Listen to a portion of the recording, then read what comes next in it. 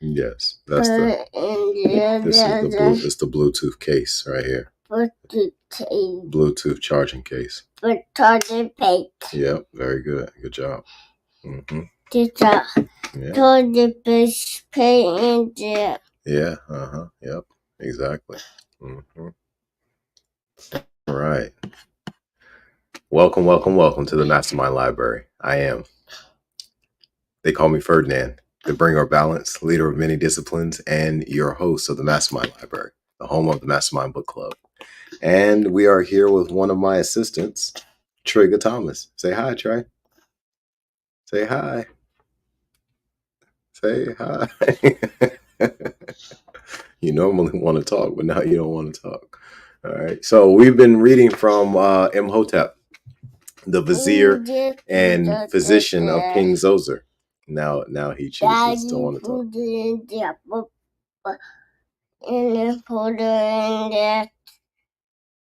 Yes. The Bluetooth? No, I'm not wearing the Bluetooth today. Okay. Bluetooth in the dada. All right, let's go ahead and get back to what we're doing. All right. Okay. Okay. So we're reading from ImHotep, the Vizier and physician of King Zoser, and in today's episode, we will be focusing on chapter 2. Oh, this is going to be some powerful material, and I'm extremely excited to be able to read it with my children here in the room. Huey and Sincere are right there, and Trey obviously is sitting on my lap. So we are going to go ahead and dive right into this, and let's get on over to... Okay, all right, we're working on it. I'm trying to get there.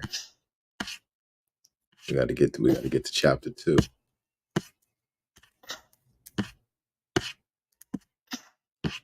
Okay, we are there. Let's make it a little bit larger for everybody. Yeah, we're making it just a little bit bigger so everybody can see it real easy, okay? That sound good, Trey? Okay, let's make this one a little bit larger as well. All right, there we go. Okay. ImHotep as contemporary of King Zoser. ImHotep calm down. ImHotep devoted his life to various activities which may be grouped as follows: Grand Vizier, Architect, Chief Lector Priest or Keriheb, Sage and Scribe, Astronomer, Magician / Physician. A few details will be given under each of these headings. ImHotep as Vizier. The office of Vizier to the ruling pharaoh was one of high dignity and responsibility. The occupant of the post was a sort of Joseph, whose jurisdiction extended over the various departments of state. Although no specific duties of the office under King Zoser are on record, many details of the duties of viziers under later Egyptian kings are known, and we may fairly conclude that similar duties were carried out by ImHotep. The following list of titles in itself indicates the manifold responsibilities of the office: Chief Judge, Overseer of the King's Records, Bearer of the Royal Seal, Chief of all works of the King, Supervisor of that which heaven brings, the earth creates and the Nile brings, Supervisor of everything in this entire land. Amongst some of the departments of his office are mentioned the judiciary, the treasury, war, army and navy, the interior, agriculture, and the general executive. A prodigy of efficiency must have been required to carry out such multifarious duties. The name of the vizier was sometimes actually followed by the royal salutation: life, prosperity, health. And in his judicial capacity, he was regarded by the people as one who could not do wrong. 3 of the greatest sages and authors of proverbial history, ImHotep, Kijimni, and Ptah Hotep, held the office of Vizier in the Old Kingdom. An interesting incident associated with Imhotep and King Zoser is recorded in what is known as the Legend of the 7 Years Famine, which describes a period of terrible starvation caused by the failure of the Nile for 7 consecutive years to reach its usual flood level and thus to irrigate the land sufficiently. The result was that grain grew very scarce, and almost everything needed for food came to an end. The famine was attributed to the king's neglect to pay due honor and worship to the god Khnum, who was one of the deities controlling the source of the Nile. The king, in his distress at the calamity which had befallen his country, turned to his counselor Imhotep and questioned him about the birthplace of the Nile and the god who ruled there. Unable to answer the king's questions at once, Imhotep requested leave of absence that he might consult the sacred books on the subject. After a brief absence, he revealed to the king the hidden wonders, the way to which had been shown to no king for unimaginable ages. On receiving this report, King Zoser at once wrote to the viceroy of Nubia, a nobleman called Meter, asking for his advice and assistance in abating the grievous state of affairs. I go back, he wrote, in my mind to the days when I had an advisor, to the time of the gods, to the ibis god, Thoth or Thoth, and to the chief Keri Heb, priest Imhotep, the son of Ptah, south of his wall. He then proceeded to inquire what god or goddess presided over the Nile and could replenish his granaries with grain, so that the deity might be visited and propitiated. Eventually, the king paid a personal visit to the temple of the god Khnum in order to make prayers and supplications before him, and to propitiate him with offerings. In response, the god Khnum appeared to the king in a dream and promised that the Nile should rise and never fall again. It shall spread its waters out and cover all the land satisfactorily. Plants shall bend beneath their produce. Want shall cease, and the emptiness of the granaries shall come to an end. In gratitude for Khnum's intervention, King Zoser made a decree and endowed the temple of the god with lands and valuable gifts. Gold, ivory, ebony, spices, precious stones, and woods were all tithed so as to supply rich offerings for the temple. This is the prototype of temple endowments, which were doubtless used for the manifold wants of the god, for the maintenance of a sacerdotal staff, and for building operations. B. Imhotep as architect. Imhotep, the chief of all the works of the king, was also a notable architect and in all probability designed for his royal master the well-known step pyramid of Saqqara near Memphis, and familiar to every tourist who ascends the Nile. This pyramid, a transition between the mastaba tombs of the earlier kings and the true pyramid form which is met with later, was constructed by the superimposition of 5 successively smaller mastabas on an original large one. The east and west sides of the base measure 396 feet in length, and the north and south sides 352 feet, while the height was about 195 feet.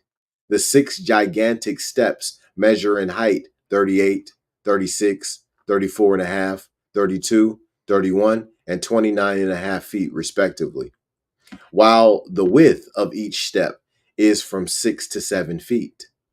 Within the building, which was constructed of blocks of limestone, the halls and corridors were lined with blue and green glazed tiles of inlaid faience, bearing the king's name and titles. This pyramid is the earliest large stone structure known to history and was designed to become the tomb of King Zoser. And here goes the step pyramid. There it is right there, Trey. See? That's the step pyramid of Saqqara. Step pyramid of Saqqara. Very good. Good job, buddy. Very good. All right. Yeah. The step pyramid of Saqqara is further an index of a high state of civilization. There must have been wealth in the pharaonic exchequer, stable government by the viziers and other officials, experience in the organization of labor, aptitude in the keeping of complex accounts, technical skills in the quarrying, dressing, and transportation of stone. In all these indications of economic prosperity, we may see in part, at least, the genius of the Vizier ImHotep. Nor can we doubt that the triumphant completion of the first pyramid, the earliest large monument constructed of hewn stone, must have paved the way for the yet mightier pyramids that were soon to follow. The name of ImHotep is also associated with the first temple of Edfu, which was said to have been constructed according to a plan dropped down from heaven to earth near the city of Memphis. The master craftsman was ImHotep, the son of Ptah, the great god of Memphis, and father and son united their powers and produced the first temple at Edfu in one of the earliest periods of Egyptian history. The present splendid temple was begun during the reign of Ptolemy III, Euergetes I, 237 BC, and finished in 57 BC. The inscriptions in the temple describe ImHotep as the great priest ImHotep, the son of Ptah, who speaks or lectures. As we shall see in greater detail farther on, ImHotep appears to have been the second member of a long pedigree of architects, commencing with his father Khanafer, cf. Appendix C, and ending with Khnum Ibri, who was chief minister of works for the whole country, an architect of Upper and Lower Egypt from the 27th to the 30th year of King Darius I, ca. 490 BC. C. ImHotep as chief lector priest, or Kariheb. ImHotep held the important office of Kariheb, Her-Tep, or first lector priest. The temple of Edfu. There it is right there, Trey. Temple of Edfu. Yep, Temple of Edfu. Good job, buddy. Thank you. This capacity, his duty, was to recite from the holy books. And since according to the Egyptian faith, these religious texts possess magical powers, the common people regarded the Kariheb as a magician. The Kariheb took an important part in ceremonies known as the liturgy of funerary offerings, dealing with the presentation of gifts to the dead. The formula which was pronounced over each element being supposed to change it into a divine and spiritual food, which was partaken of by the souls of the departed. The material elements of the offerings were eaten by the priests and by the relatives of the deceased, who were thus brought into communion with the blessed dead and with the gods. Although the formulas in the liturgy were recited by the Kariheb priest, who held in his hands a roll of papyrus and directed the assistant priests, most of the ceremonies were performed by the Sim priest, assisted by several ministrants. In the other series of ceremonies known as the opening, the mouth, the object was to restore to the inert corpse the functions of which it had been deprived by death and embalmment. The mouth was symbolically opened that the mummy might speak, and the eyes touched that they might see. A bull was slaughtered in order to provide food. while other ceremonies were intended to enable clothes, un- unguents, and C to be used, in fact, to cause the mummy in all respects to resemble a living human body. The end in view was also aimed at by the recitation of appropriate formulas and by touching the mummy case with a wand shaped like the hieroglyph. When these ceremonies had been performed, the body was lowered into the grave and the approach closed, a funeral feast being held in the antechamber of the tomb. Here also, the Keriheb was responsible for the order of ritual, although he had various assistants, especially the Sim, who was in many respects played the principal part. In brief, the Keriheb was held in great honor throughout Egypt. By the common people, he was regarded as the mediator between the king and the unseen powers of the universe, and was supposed to influence the final destinies of the dead. There is an interesting reference to Imhotep in the ritual of embalmment. After the statement that the deceased sees Amen, the text goes on to say to him, thy soul unites itself to Imhotep, whilst thou art in the funeral valley, and thy heart rejoiceth because thou dost not go into the dwelling of Sebek, and because thou art like a son in the house of his father, and doest what pleases thee in the city of Thebes.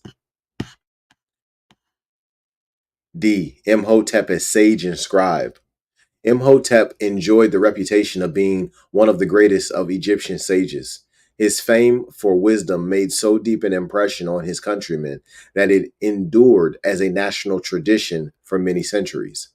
As regards his literary activities, he is said to have produced works on medicine and architecture, as well as on more general subjects, and some of his works were extant at the dawn of the Christian era. His proverbs, embodying the philosophy of life which experience had taught, were handed down from generation to generation and were noted for their grace and poetic diction, their author being described as a master of poetry. We shall see later on that his eminence as a man of letters led him to be recognized as the patron of scribes. An interesting song, or rather dirge, known as the Song of the Harper, has survived, in which the names of Imhotep and Hordedef are linked together, and in which these two sages dilate on the uncertainty and brevity of life, and enforce the doctrine that as man is so soon gone and forgotten, he should enjoy his life to the full. The philosophy is that of those persons who in all ages of the world have said, let us eat and drink, for tomorrow we die. This poem was evidently a favorite. The oldest version that has survived was written in the tomb of the Theban king Antuf, near the figure of the harper, and was doubtless sung during the funeral feast for the entertainment of the guests. The object was to remind them of the brevity of life, even while they were enjoying it. The following version conveys a good impression of this poem and indicates the feeling and rhythm met with in Egyptian literature, although there are no rhyming lines. Song of the House of the Blessed King Antuf, which is written in front of the harper. All hail to the prince, the good man, whose body must pass away, while his children remain for aye. The gods of old rest in their tombs, and the mummies of men long dead. The same for both rich and poor. The words of Imhotep I hear, the words of Hordedef, which say, which what is prosperity? Tell. Their fences and walls are destroyed. Their houses exist no more, and no man cometh again from the tomb to tell of what passeth below. Ye go to the place, ye go to the place of the mourners, to the bourne whence none return. Strengthen your hearts to forget your joys, yet fulfill your desires while ye live. Anoint yourselves, Clothe yourselves well. Use the gifts which the gods bestow. Fulfill your desires upon earth. For the day will come to you all, when ye hear not the voices of friends, when weeping avails you no more. So feast in tranquility now, for none taketh his goods below to the tomb, and none cometh thence back again. It would, of course, not be fair to judge of Imhotep's philosophy from so slender a basis as that presented by the Song of the Harper. As his reputation was so enduring, there were doubtless precepts and proverbs enjoying a higher morality. His name is sometimes linked with those of two other famous Egyptian sages, i.e., Kijimni, who lived in the reign of Huni, last king of the third dynasty, and Ptahhotep, vizier of King Asa of the fifth dynasty, both of whom have bequeathed precepts of singular beauty. We append one gem from the instruction of Ptahhotep, which teaches the virtue of humility. If thou be great, after being of none account, and hast gotten riches after squalor, being foremost of these in the city, and hast knowledge concerning useful matters, so that promotion is come to thee, then swath not thine heart in thine own hoard, for thou art become the steward of the endowments of the God. It is delightful to have voices speaking across so long a span of years and recalling the philosophy held by the wise men of an ancient nation, whose glory has now departed. E. Imhotep as astronomer. If the references to Imhotep in Hermetic literature can be trusted, he was also interested in astronomy and astrology, although no special observations are associated with his name. Seth gives various references to that literature, showing that Imhotep was reputed to have been associated with the god Thoth or Thoth, also known as Hermes, in astronomical observations. Doubtless he was a believer in the influence exerted by the heavenly bodies on the welfare of men, as was the fashion in the pharaonic period. The faith that stars in their courses powerfully affected human destiny was well nigh universal, and this faith led to a close study of the movements of the heavenly bodies, of eclipses, of the precession of the equinoxes, of occultations of the planets, of the length of the sidereal year, as well as to the identification of the sun, moon, and stars with the principal deities in the Egyptian pantheon. Both the sun and moon were the objects of divine worship by the royal family and the nobles as some of the grandest of natural objects. No wonder what the fundamental laws of astronomy were discovered. No wonder that the fundamental laws of astronomy were discovered and brought into intimate association both with national events and with the ordinary occurrences of life. As Diodorus Siculus says, there is no country where the positions and movements of the stars have been observed with such accuracy as in Egypt. Registers in which these observations are recorded have been kept during an incredible number of years. F. Imhotep as a magician physician. Imhotep enjoyed a high reputation both as magician and as physician. He was a famous priest and magician of Memphis, while his subsequent apotheosis as the god of medicine testifies to his skill as a healer of the sick.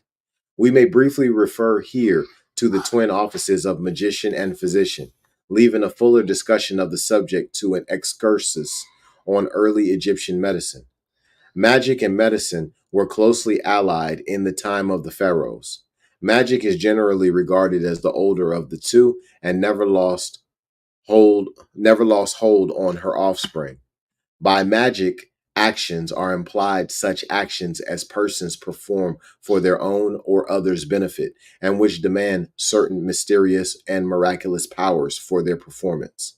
According to the Egyptian belief, wizardry could work all kinds of wonders which were not possible by simple means. the operations of magic related to all the events of daily life. It might be prophylactic of evil, curative of disease, prognostic of calamity, sometimes benevolent towards others, at other times malevolent. One common characteristic was the use of a mystic, incomprehensible gibberish to convey an impression of wisdom behind it. It is difficult to draw any hard and fast line between religion and magic, since the latter was in large measure a form of applied religion. Practitioners of magic kept a box of materials and instruments always ready so as to apply their art to any special circumstances that arose. In the Westcar Papyrus, allusion is made to a wonderful feat of magic performed by the chief Cariheb or lector priest of King Zoser, who, it has been suggested, may well have been Imhotep. The full details are not told, but the allusion occurs in a speech made to the king Khufu, Cheops, by one of his sons as having occurred in the days of King Zoser, and performed by his chief lector priest. Although Imhotep was a noted magician, it appears that medicine was the mistress he most zealously wooed. It is his eminence as a healer of the sick that has given him imperishable fame, and that led eventually to his deification. For a time, he was court physician to King Zoser, whose vizier he had been. Evidently, he moved in the highest social circles. Doubtless, magic and medicine were closely associated in his treatment of the sick, the remedy most suited to the malady in question being selected. Magical papyri are leavened with medical prescriptions, while medical papyri, such as the Eber's papyrus, are constantly interspersed with incantations. Unhappily, nothing is known of his special work as a physician. The important office of Vizier must have added prestige to his name and inspired confidence in his patients. But the fact that he later on received divine honors, a rare event except in the case of a king, proves him to have been a man of rare distinction, a fine type of scholar physician. He evidently rendered service both to the bodies and spirits of the sick and afflicted to whom it was his privilege to minister. As regards Imhotep's relations, a few details have come down to us. His father was a famous court architect or master builder named Canifer. This we learn from an inscription found in the Wadi Hamamat, a valley leading from Coptos down to the Red Sea, and giving a genealogical tree of the ancestors of the architect Chinem Ebri, Kanum Ibri. Much less is known about Imhotep's mother, Kri Duonk, and his wife, Ron Penafret, Rempt Nefret. After his apotheosis, his mother, Credonk, was looked upon as the mother of a god, and was represented with a human head, adorned with the hood of a vulture, and with double feathers. His wife, Ronpret Nofret, likewise, after the apotheosis of her husband, became the wife of a god. The Egyptians appear to have found no difficulty in regarding Imhotep as the son of the god Ptah, while his mother, wife, and other relations were but ordinary mortals. Such double filiation was possible since deities could borrow a human body so as to enable a woman to bear them a son. Imhotep could thus be the son both of Ptah and of Canofer. We have no information as to the length of Imhotep's life or the date of his death. As far as history goes, he was a man of high and unsullied character, with a wide outlook on life, as well as a tender heart towards suffering humanity. We may therefore well be confident that when, after a career devoted to the public service, to the healing of the sick, and to his many other interests, he was at length laid to rest, a great concourse of mourners joined in the funeral procession and accompanied the mummy to its last home. Moreover, with the knowledge we possess of the funerary ceremonial in the early dynasties, and with a little imagination, we can readily picture to ourselves the various episodes on the way to the vast necropolis of Memphis.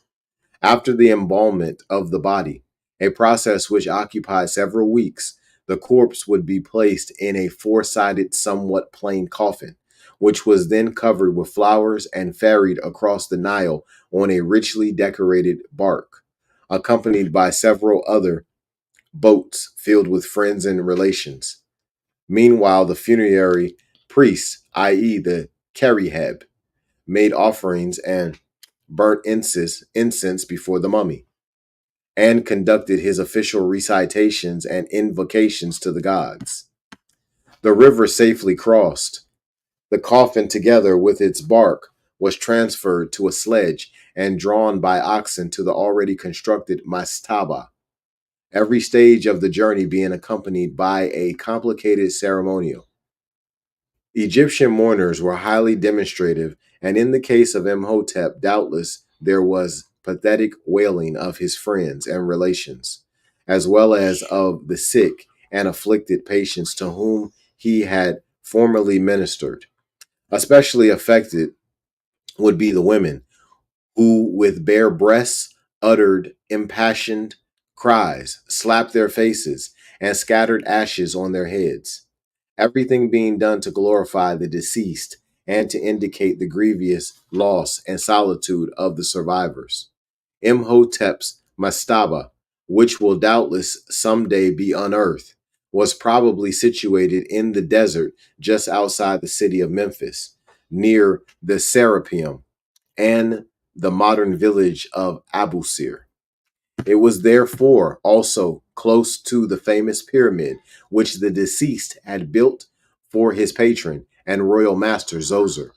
Near to this spot was later on situated the Pium Hotep Si Ptah, the temple of Imhotep, son of Ptah, which the Greeks called the Asklepion. The Asklepion. As we shall see in the next chapters, it was not Imhotep's destiny to lie forgotten in one of the numerous mastabas in the necropolis of Memphis, in which repose so many notable Egyptians. A far higher distinction awaited him than any pharaoh could confer, for posterity raised him to the rank of the Egyptian deity of medicine and gave him a place among the immortals whose name will be held in everlasting honor. Non moritor cujus fama vivit. All right, and that completes chapter 2. So one of the things that I do want to say, let me change the page real quick. This is some good stuff right here. One of the things that I do want to say is this. All right, I'm gonna bring y'all to this page. Yeah, we're about to bring them to this cover page real quick. Because I want to. Yes, to the cover page. Exactly. Yep.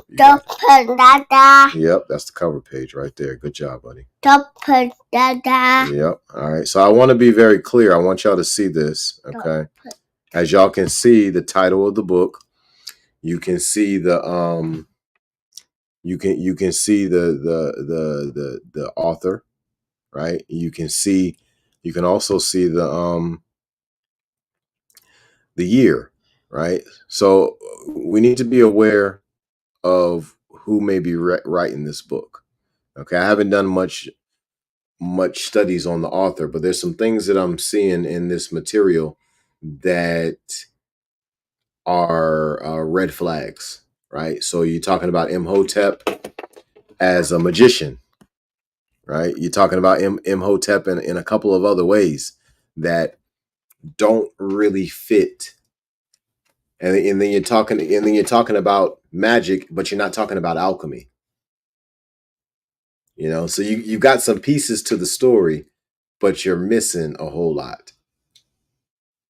So these are things that I would say y'all should pay attention to. If you are one of the ones who are listening along with the book, if you're reading along with the book, make sure you pay attention to these key words that are being used, because the ancient people weren't magi. They weren't magicians. They practiced alchemy, transcendental science. The Europeans called it magic. So these are things that I would say make sure you're paying attention to and reading these books, because this is a way to properly discern absolute truth, and to properly discern relative truths, and to properly discern erroneous information. Things that are either opinion, just not fact at all, or whatever it is that it may be.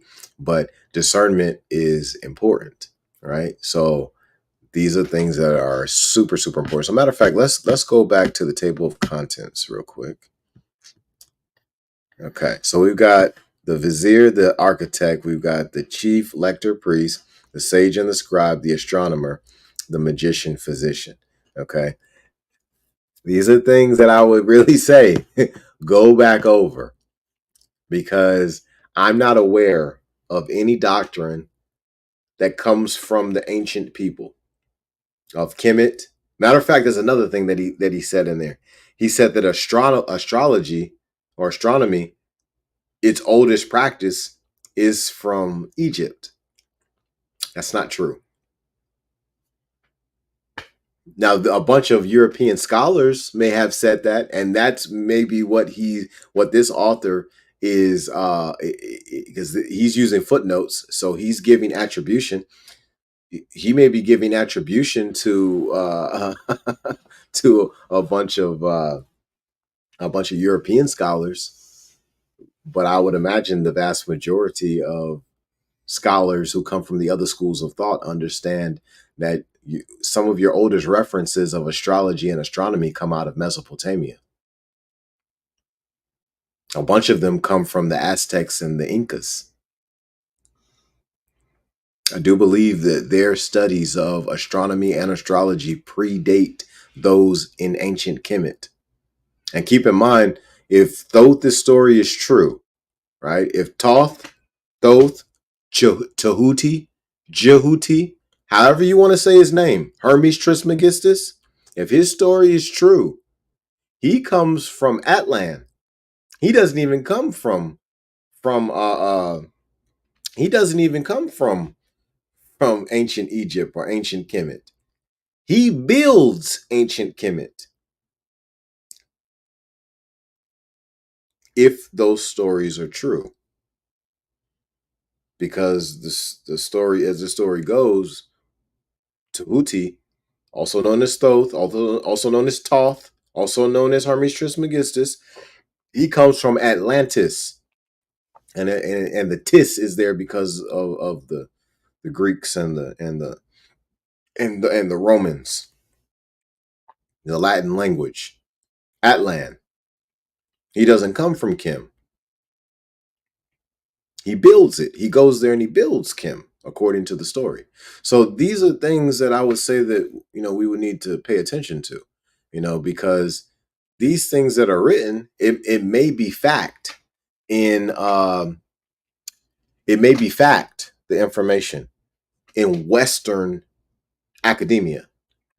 In the Western schools of thought, this information may be fact. Well, it is a relative truth at that point, right? But then there's the actual truth, right? So I would say, as I read these books, listen for these kind of things. Really listen for them, because there's a lot of scholars out there who would say that Mesopotamia is where you get the start of astrology. But he writes in this book that has a copyright of 1926. He says in this book that astrology has its earliest its earliest its genealogy, so to speak, in ancient Kemet. And he doesn't even use Kemet. Kim is not even a word that he's using so far in this book, which is a problem to me. Like all of that, all of those things are important when you're talking about the ancient times, using the ancient names. Like if I'm talking about ancient Africa, I'm not going to call it Africa. I'm going to call it Alkebulan. If I'm talking about ancient Italy, I'm not going to call it Italy because it didn't have that name then. It might have been the tribe de Medici, the tribe de Roma, the tribe de Naples, right? Each of these are tribes of people. These are families that had control. Tribes throughout Germania, all the tribes throughout what we call Britain today, England, Ireland, Scotland. So they didn't have names like that back then. They had different names. So if I'm talking about something ancient, I'm going to use the ancient name. He's not using the ancient name in this book. All of these are red flags. So hopefully you all are using this portion of episode 69 to help you in your journey with other material. Because it's not just this book that has red flags. There's a bunch of books that have red flags. Doesn't mean we shouldn't read them. No, we should read them. We should be reading the false information just like we're reading the true information so that we can have a full picture and not have a portion which could provide deception. Understand that if you want to properly discern absolute truth, you have got to have an education in the falsities and the erroneous stuff of life, as well as have a great education in absolute truth. You got to have a full circle picture. So this is part of the reason why we read the books that we read in the MasterMind Library. And we also do it with Trigger, Sincere, and Huey here. Sometimes Elijah is in the room as well. And what they're doing is they're learning how to discern truth. Oh, you can have a very, very beautiful quality of life if you can discern truth in real time.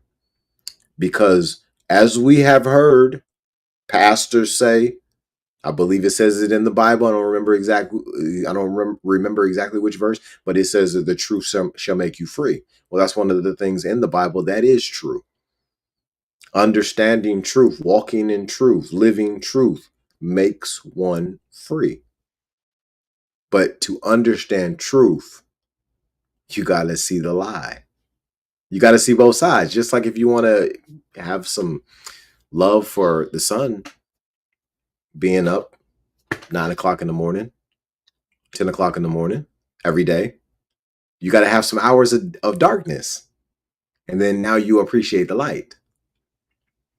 But you have a full circle picture. Well, what is that called? A day. It's called a day. We call it a day. 24 hours. And we're appreciative of these days because of those cycles of positive and negative, male and female, sun, moon, sleep, rise. You got to have duality. You got to have both. And then what happens is you're able to discern truth. So this is a great book. I think that there are some pieces in this book that I needed to receive. Clearly, my son needed to receive. My son over here, Huey, needed to receive. Sincere needed to receive. But we also needed to receive an understanding that we need to be careful who we allow to teach us about our ancestors. Allowing Europeans to teach us about our ancestors, it's not necessarily a bad thing. We just have to be aware that they might not understand exactly what they're talking about. They got a whole bunch of attribution, make no mistake about it. They got all these different authors who are respected, who they've read their material and they've quoted it. But that still doesn't mean that they know what they're talking about. Sometimes to tell a story, especially about someone as great as ImHotep, sometimes you got to have somebody from the bloodline doing that. And make no mistake about it, they're still here. You're looking at one. We've got to pay attention. So it doesn't mean you're not able to have Europeans teach you. So I don't even want to put that out there in the air. You can have Europeans teach you, but you've got to understand that there's portions of our story they don't understand, and they're not gonna understand anytime soon. So read the material that they put out, no matter how old or how new it is, because it's important to be informed. But at the same time, have proper discernment. Look within. Look inside of you to find the truth and to find the understanding and the answers. I was looking inside of me when I was reading about a magician. I was looking inside of me when I was reading about astrology having its start in ancient Kemet. I was looking inside of me, and that's how I was able to discern that these statements didn't make any sense. But this is coming from a very well-respected author, Jamieson Hurry, master's degree, medical doctor. And this is in the early 1900s. Oxford University Press printed this. This is help a person understand. There's a lot of people out there that don't know what they're talking about. Now, I would say this too. Even though there's a lot of people out there that don't know what they're talking about, we still need to listen. Every single lesson, every single message out there, there's a treasure embedded in it. So we have to be discerning of truth, but we also need to not necessarily take part in the lie, but we need to hear it so that we can put it all together and make the puzzle, the big picture. So I said a lot. Hopefully everybody was listening. And on episode 70, we're going to be diving into chapter 3 of ImHotep, the Vizier and Physician of King Zoser. And later down the line of the MasterMind Library, we're going to add more books in of ImHotep. So we're gonna be getting books from ImHotep that's from European authors. We're gonna get books from ImHotep that are from Egyptian authors, Northern African authors, South American authors, Asian authors, right? But we need a wide range of information about each of these topics to discern what is actually true and the patterns of these writers, the patterns of these press of Oxford University Press, Princeton Press, McGraw Hill. I mean, we can go down the list. Like we need to see the patterns of these printing companies, of these publishing companies, and of these authors. We need to see the patterns of the authors within their ethnic groups. Then we need to see the pattern of the authors of various sexes of female authors versus male authors. Like we really need to dive deep into this so that we can get a full understanding of what has happened, how language has shaped the reality that we live in today. Language has literally shaped the reality of how we live. This is the law of suggestion. I often talk about it. What we experience in repetition, we become. So once we understand the spelling, how do you spell the? THE? Well, what did you just do? You just did a spell.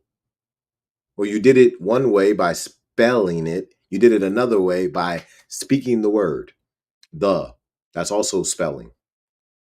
But if I put a bunch of combination of these words together, they can get someone to do something.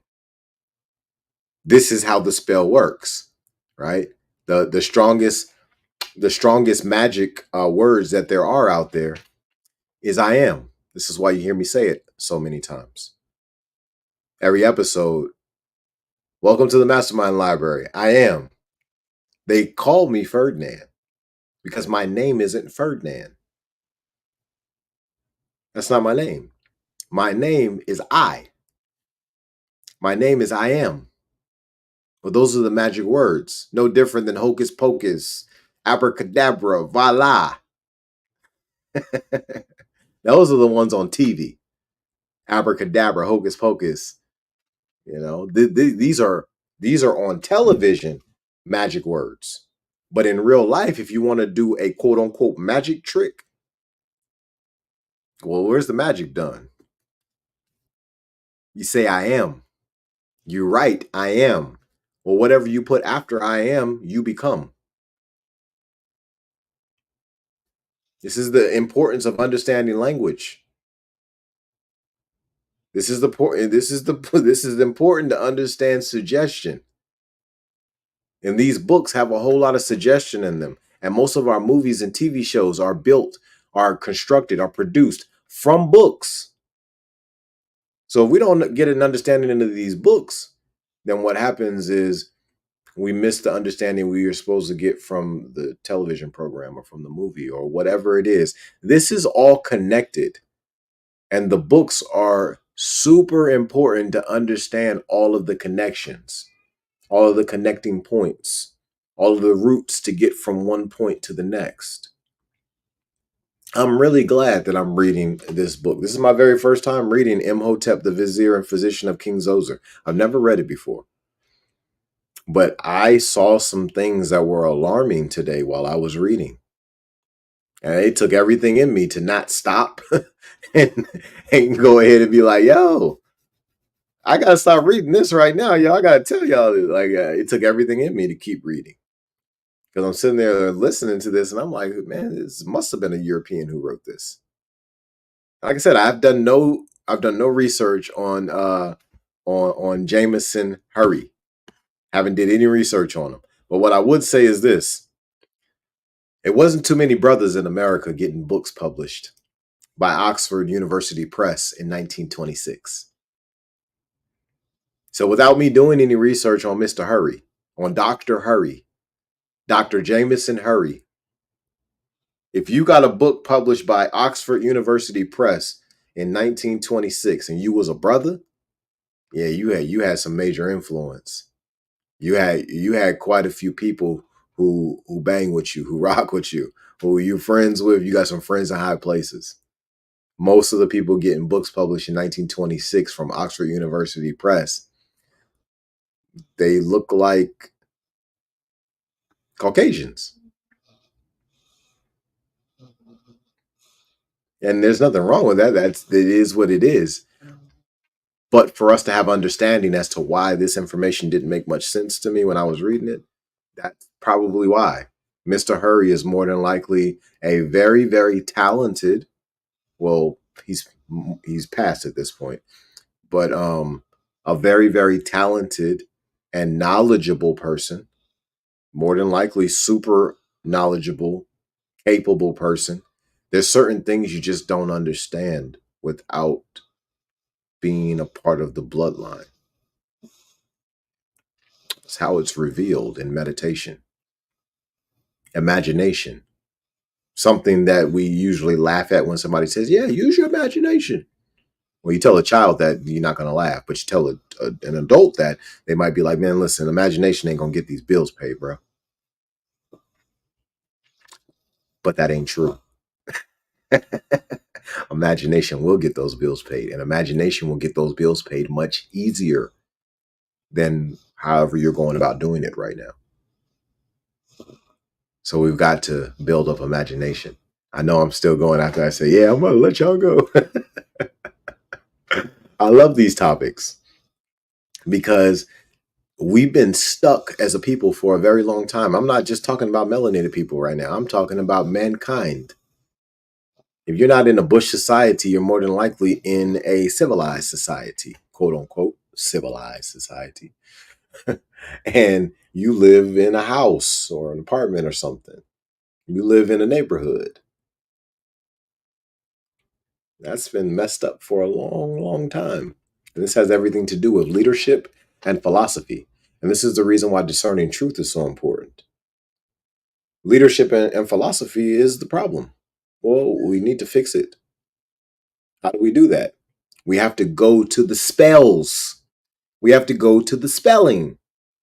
We have to go to the books. We have to go to the words. We have to get a full understanding of the power of the word. We have to understand the law of suggestion. This is how we solve humanity's problems. We heal the womb of the women. And then we have children being born that are balanced. Balanced children become balanced adults. And balanced adults will fix every single problem that we have in existence, no matter what it is. This is part of the reason why the book that precede that I read before ImHotep is Sacred Woman by Queen Afua. Well, why did I read that book? Because this is how we get to world peace. We get to world peace through understanding the spelling, understanding the suggestions, living in sacrifice, humility, respect, accountability, and whatever the fifth one is that I'm missing right now. And we do all of that while learning how our language is shaping our reality. It might seem like I'm all over the place, but I guarantee y'all I'm not. All of this is connected. Every piece of it. I am not rambling. I am trying to give y'all keys to your own kingdom. The keys to your own kingdom is literally maturity, accountability, responsibility, humility, and sacrifice at the spiritual, mental, and physical levels. And as you go through those 7 subplanes of each great plane that's listed in the Kabbalion, we will be getting to the Kabbalion soon. But as you go through those 7 subplanes of the spiritual, 7 subplanes of the physical, 7 subplanes of the mental, you got to use maturity, accountability, responsibility, humility, and sacrifice to get through them. And as you do, you rise in magnitudal levels, spiritually, mentally, and physically. But you have to understand the spells to achieve that. You have to understand the material in these books. You've got to be able to read the Akash. You got to be able to read the real book of life. Well, it's inside of you. You got to be able to read that. You got to be able to interpret that. So this is why we use astrology. This is why we use numerology. This is why we talk about spells and spelling. This is why we use etymology. We use all of these to get to the core of absolute truth. And this is what we will be doing on the MasterMind Library. 69 episodes later, we're still doing the same exact thing, and we will always be doing the exact same thing. What we are here to do is to lead. We're here to lead leaders. My family is here to lead leaders. This is what we do. And as you continue to listen to the MasterMind Library podcast, you will see for yourself that the information that is presented here will lead you to absolute truth. Not necessarily the exact message in every book. No, not that. The discernment of the messages in the book. Because we'll be doing it together. I'm here with you. Comment. Throw some comments out there. I'll respond. Send me a message. Go to fhtii.com. Send me a message. Schedule an appointment with me. We will talk. World peace is going to happen. We are going to have that. That is upon us. But it requires every single family to have a base knowledge of these universal laws of nature, to ingest in nature, to have a certain type of love and reverence for nature. So I done said a whole lot, and Trey is over here sleeping. He's getting heavy. So I am going to get some things done. And I do want to say this. Expose your gift.